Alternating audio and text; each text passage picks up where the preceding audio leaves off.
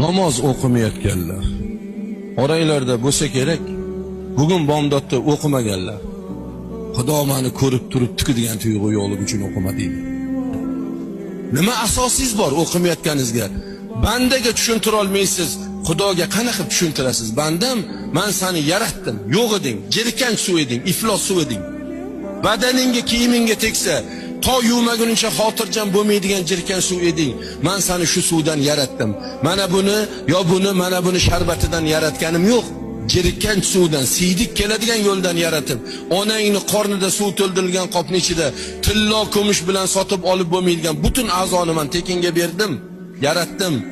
Onani qornida 9 oy 9 kun tarbiya qilib rizqingni berdim, to'rmuchchangni soqirib dunyoga keltirdim. Dunyoga kelishing bilan dadang bakalashga ko'tarib, "Ey qo'shni, sigiringiz bor edi, bolam tug'ildi, sut bering" deb chiqqani yo'q, kasha qidirib chiqqani yo'q.